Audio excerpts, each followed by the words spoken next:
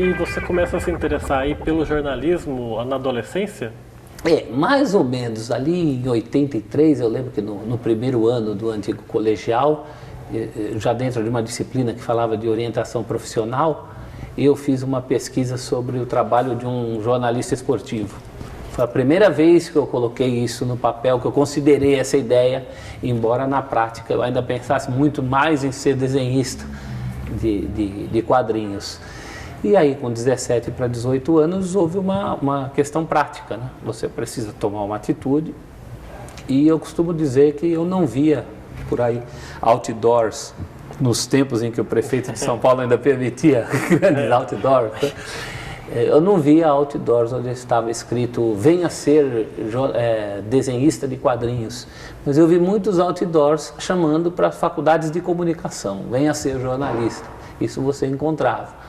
E aí eu resolvi adaptar aptidões, né? Eu achava que para um futuro profissional mais seguro, mais certo, mais óbvio, porque para a maioria das pessoas que eu queria, que eu dizia que queria ser desenhista, essas pessoas falavam, mas vai construir ponte, vai construir prédio. Não quero construir isso, quero construir histórias em quadrinhos. Isso parecia muito distante da Não era realidade. arquitetura que você queria. Não era, exatamente, não queria ser arquiteto, né? Queria ser artista. E aí eu adaptei essa aptidão para o jornalismo, não propriamente, não só para o esportivo, eu sempre mantive o espírito aberto para qualquer tipo de jornalismo, tanto que trabalhei na revista Quatro Rodas, trabalhei nos últimos tempos aí até a revista da Associação Brasileira de Leucemia, a Abrale, eu cheguei a fazer, fiz catálogo de Tupperware, né? Olha, dona de casa, onde você aperta aqui para abrir a cumbuca mais fácil, a gente faz o que pintar. Mas o esporte sempre foi, além de uma predileção, eu também já tinha essa carga de conhecimento anterior que facilita, né? Também parece que o esporte sempre me perseguiu. Tinha um professor de rádio na faculdade, o Márcio Bernardes, vou mandar um abraço para ele, que ele continua aí na ativa bem, felizmente. Né? O Bambambam Márcio Bernardes. Lembro dele do Mesa Redonda, quando ele participava. Então, Transamérica, Rádio Transamérica. E o Márcio Bernardes, ele dava pautas surpresa no dia da prova. A editoria de cada aluno era uma surpresa. E no canto da minha prova, ele sempre punha esportes. Certa vez eu fui fazer uma seleção com estudantes no Notícias Populares, um jornal que ficou para a história por ser sensacionalista, dizia-se que se espremia saía sangue, né? Um jornal de crime, sexo, sensacionalismo. E entre tantos estudantes numa sala, eu fui pensado lá pelo editor, ele nem me conhecia, falou, você vai fazer esporte. Então muitas vezes o esporte me perseguiu. Eu começo a carreira profissional, eu já era revisor de textos na Editora Abril, mas quando termino a faculdade faço o curso Abril na redação da revista Playboy, que não tem nada a ver com esportes, e mesmo assim o então diretor da Playboy, o Carlos Maranhão, que tinha uma vivência muito ligada à revista Placar, foi outro que me indicou para o Juca Kfouri para que eu fizesse esporte. Então chegou uma hora que eu parei de reagir e as coisas acabaram se encaminhando. Assim. Nessa época você já lia Placar? Já era um interessado ou não? Já. A revista Placar eu leio desde essa época que eu comecei, em 77, 78. Né? Aí já comecei a me interessar quais eram os programas de esporte, os jornais e as revistas. E acabei caindo na Placar. Então, a Placar é minha leitura de infância, né? Uma coisa que se repete hoje com meu filho Daniel, que outro dia falou que ganhou um prêmio de astronomia. Eu falei, mas você entende alguma coisa de astronomia? Ele falou, que caiu o escudo do Cruzeiro, que era o Cruzeiro do Sul. Né? Então essa relação muito com o futebol, não só eu, mas toda uma geração hoje de jornalistas esportivos, em que eu destaco o Mauro Betti, o Paulo Vinícius Coelho, meu amigo PVC, que também trabalhou muitos anos comigo na Placar, na própria TV ESPN. Nós fizemos sempre muitas relações, usamos sempre o futebol a serviço da cultura geral, do conhecimento em geral. Né? O Mauro Betti costuma dizer que só sabe que a Nápoles é em Goiás, porque lá tem um time chamado Anapolina. Então é mais ou menos a relação que a gente fazia de infância. Claro, isso numa época em que você tinha muito menos informação, muito menos acesso, não havia Google. né? Só por aí, né? Então a Placar era uma bíblia para a gente, era o lugar, era o depositário de informações que você não tinha em outro lugar nenhum. Então tornou-se mesmo, teve essa importância de obra de referência. E como é que foi para você, em 90, entrar na Placar para trabalhar nessa bíblia que você... Foi a realização de um sonho, né? Porque eu, da Editora Abril, eu já era funcionário desde o primeiro ano de faculdade, do finzinho de 86, eu entrei como revisor de textos. Na Abril, antigamente havia um departamento que revisava todos os textos de todas as revistas. Eu era um desses revisores, já desde garoto, mas revisava todos os textos de todas as revistas, Capricho, Fluir, que é uma revista de surf, Exame, revista de economia, só a Veja, que desde aquela época tinha sua revisão à parte, mas nós revisávamos todas essas revistas. E particularmente Placar tinha uma demanda muito grande, porque era na época uma revista semanal, e precisava de gente que trabalhasse principalmente de madrugada, que era madrugada do domingo para segunda-feira, quando a revista fechava com os resultados dos jogos, e homens que também fossem solteiros de preferência, que era, na época eu também era solteiro. E naturalmente eu fui me encaminhando para uma revisão um pouco mais específica da revista Placar, pelo conhecimento, não só eu, mas uma série de outros jornalistas da revisão na época, tem um outro jornalista da área de cultura, né? Cultura pop, principalmente o Lúcio Ribeiro, era meu companheiro na Abril. Então, nós formamos ali meio que uma casta dos que detinham algum conhecimento sobre a Placar. Então, comecei comendo pelas bordas, né? Eu prestava serviços para a revista Placar, até que via o curso Abril, como eu disse, o Carlos Maranhão me apresentou para o Juca Kfouri, e aí eu pude trabalhar na redação, já no finzinho do período semanal da revista Placar. Foi uma pena eu ter pego muito pouco da Placar semanal, né? Peguei praticamente aquele finzinho de 90 como estagiário. Eu sou contratado mesmo na revista Ação, que é uma revista que chega para substituir a Placar com uma proposta mais poliesportiva, e mais do que poliesportiva, a proposta de ser uma revista jovem, que falasse de música, de lazer, de entretenimento.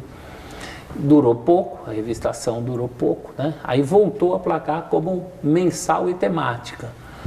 E tínhamos uma redação pequena, praticamente eu e o PVC, no texto, e fizemos muitas revistas históricas, que é o meu forte, né? Grandes jogos, grandes clássicos, os 10 maiores craques de 1970 para frente, uma revista de perfis desses jogadores, uma edição especial, histórias e lendas dos grandes estádios, que é mais a minha praia, onde eu acabei me especializando na cobertura esportiva, né? Essa coisa mais histórica, estatística, material de pesquisa e de edição. E aí eu adorei esse período, né? Não só esse período, mas especificamente esse período, que para mim foi até meados de 93, entre 90 e 93, foi um período que eu gostei muito de trabalhar, porque desenvolveu esse meu senso, esse meu lado do historiador frustrado, do qual eu falei para você. Da pesquisa, né? Que também economicamente era uma coisa interessante para a editora na época, né? E você, essas pesquisas que você faz, você já lançou vários livros, várias revistas temáticas, como você disse. Fala um pouquinho do tamanho desse trabalho que você tem para conseguir essas informações. E daí nessa pergunta eu coloco uma outra, que é: qual foi o dado mais difícil até hoje que você foi atrás e que finalmente você conseguiu achar? O dado que eu mais me orgulho até hoje, e hoje até seria um pouco mais fácil, porque eu fiz um contato com a família desse ex-jogador, hoje seria mais fácil, mas lá em 2000, no ano 2000 não era. Eu estava produzindo o Almanaque do Timão, que é o livro com as fichas técnicas de todos os jogos da história do Corinthians, biografias de todos os jogadores e técnicos, que deu origem ao que atualmente é o aplicativo Almanaque do Timão, né? Que pode ser baixado gratuitamente. A pessoa tem acesso a todos esses dados da história do clube. E que é uma plataforma que eu também pretendo, já fiz também para o Palmeiras, e pretendo replicar para todos os outros grandes clubes brasileiros, na medida em que a gente tem a história do futebol a partir dos clubes. E quando eu fazia ali o Almanaque do Timão, para a primeira publicação em 2000, eu me ocupo das datas de nascimento e morte de todos os jogadores e técnicos, mesmo aqueles que tenham representado o clube uma vez só. E o Amilcar Barbuí, que foi o primeiro corintiano convocado para a seleção brasileira, junto com o Neco. O Amílcar Barbuí era um ídolo em sua época, faleceu em 1965, e eu não encontrava data de nascimento, eu só tinha data de morte. E geralmente você tem o contrário, né? Jogadores famosos, notórios, tal, saem matérias sobre eles com a data de nascimento, depois eles se perdem na poeira do tempo, ninguém nem sabe, a pessoa morre como anônima, é muito difícil a data de morte. No caso do Amílcar tinha o contrário, ele morreu em 65, famoso, reconhecido, mas por uma coincidência da vida, nunca ninguém tinha se ocupado de ter dado a data de nascimento do homem, eu queria aquela data de nascimento. E aí fiz um grande garimpo a partir do sobrenome Barbuí. Cheguei em uma historiadora chamada Heloísa Barbuí, do Museu do Ipiranga, e ela me deu o telefone de uma irmã do Amílcar, que ainda estava viva, e que por telefone essa senhora, já com mais de 90 anos, ela me falou, espera um pouquinho, meus pais trouxeram uma Bíblia da Itália, e na contracapa dessa Bíblia estão anotados os nomes de todos os meus irmãos, eram 10 filhos, e ela me passou esse dado, um dado pequenininho, assim, poucos toques, né? Dia, mês e ano, o ano é 1893, e perto de um livro de 500 páginas, que foi a primeira versão do Almanac, talvez seja relativamente pouco, mas foi de muita importância nesse sentido, né? E aí eu já aproveito para responder a sua outra pergunta, sobre o trabalho que dá correr atrás disso. Porque o pessoal pensa que vai lançar esse almanac, isso aí ele tem já, né? Então falar, o clube tinha tudo isso, né? Não, o clube não tem tudo isso, ninguém nunca se ocupou de tudo isso. Dizem que o Brasil é um país sem memória, e no futebol, no samba, nos temas considerados populares, essa memória é mais curta ainda, né? Valoriza-se muito pouco esse tipo de trabalho. E eu costumo conversar com amigos também que fazem pesquisas para outros clubes, ou de determinados jogadores, ou do futebol em determinados lugares, como a história do futebol em Jacareí, por exemplo, tem sempre alguém que se ocupa disso, recolhendo fotografias, recolhendo dados. E eu até brinco com esses amigos, eu falo, nós temos que dar graças a Deus que aqui não é tão valorizado quanto na Alemanha, quanto na Europa. Eu cito a Alemanha porque a Alemanha realmente eles têm um cuidado com isso, né? Ou mesmo a Inglaterra, porque o nosso trabalho até acaba tendo um valor maior, né? Ele se destaca. Mas realmente, mesmo em termos financeiros, é muito difícil você convencer alguém a bancar uma obra como essa, né? O Almanac saiu pela editora Abril e hoje o aplicativo é mantido às minhas custas. Estamos atrás de patrocínio, atrás de viabilização para isso. Então, no Brasil, isso é muito pouco valorizado do ponto de vista comercial, que é um outro problema também. Muita coisa a gente deixa de fazer, deixa de viabilizar, porque não tem esse apoio, né? E você sendo jornalista esportivo, ou até acho que um pouco antes, ainda na sua época de estagiário, essa é uma profissão que, por exemplo, dá a você o privilégio de conhecer os jogadores que você vai entrevistar, conhecer essas pessoas, esses artistas, né, considerado por muitos. Teve algum que você queria muito desde criança ou adolescente, conseguiu e chegou nervoso perto dele, algum ídolo seu que você possa falar aqui? Eu acho que por mais que o jornalista se mantenha isento, frio, realmente diante do Pelé não tem como a gente não tremer, né? Toda vez que eu já tive, felizmente, a possibilidade de entrevistar o Pelé uma boa meia dúzia de vezes, em todas elas ele muito atencioso, respondendo as perguntas, olhando nos seus olhos, lembrando de encontros anteriores, mas não dá para a gente não pensar. Muitas vezes quando estou entrevistando o Pelé, eu penso, será que ele desconfia que eu sou só o neto da dona Irma, né? Dona Irma era minha avó. É a situação, a gente se sente um pouco nu diante do Pelé e do Ayrton Senna também, que eu tive a oportunidade um pouquinho antes dele falecer. Ele testou um carro para a revista Quatro Rodas em Interlagos, desceu de helicóptero naquele dia em Interlagos, o que também criou uma certa tensão, né? Ele ia dirigir um carro de uma empresa que ele estava trazendo para o Brasil, tinha um interesse comercial nisso, para a revista era interessante também que ele fizesse aquela reportagem para a gente. Então foram 2 momentos que eu dei uma tremida.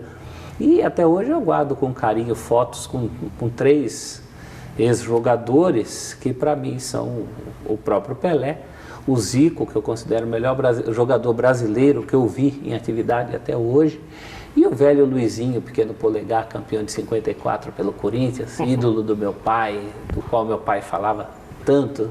Eu tive a oportunidade de entrevistá-lo, ele já com uma idade avançada, no Pacaembu, e com o Pacaembu vazio e só nós dois conversando. Tenho essas fotos, também guardo com muito carinho por uma questão afetiva, né? Aí clubística e afetiva, além do que o Luizinho também foi um grande jogador, merece toda essa deferência. Eu lembro do Luizinho, naquela época que o Edmundo chegou no Corinthians, né, que ele jogou uns minutos, né, debaixo de chuva até... Então, naquele dia, tecnicamente, é claro que era uma festa, mas para todos os efeitos o Luizinho jogou. E ele se tornou o jogador mais velho a vestir a camisa do Corinthians, né? Porque o Luizinho, sendo de 1930, nós estávamos em 96, né? Naquela altura ele tinha 65 para 66 anos e vestiu por alguns minutos, os primeiros minutos daquele jogo, Corinthians e Coritiba, e aí ele passa a camisa para o Edmundo, que passa a ser, com a 8 do Luizinho, ele faz aquele jogo festivo. Tinha até uma pesquisa, né, qual era o número da camisa que o Edmundo tinha que usar no Corinthians, né, 8 ou a 10, daí por causa do Luizinho foi eleito a 8, né. Foi uma boa sacada naquela época, o Luizinho foi um ídolo imortal do Corinthians. E você na televisão, como é que surge esses convites para você participar? A primeira vez que você na televisão foi de que forma? Enquanto nossos craques forem para fora, enquanto a qualidade do futebol apresentado lá fora for muito melhor que a nossa, e hoje a visibilidade também é muito maior, você assiste campeonato de todo lugar do mundo, né? A Champions ocupa um espaço, hoje em dia as pessoas param numa tarde de quarta-feira para ver jogos decisivos da Champions, nas TVs dos botecos, e não param para ver amistosos da seleção brasileira.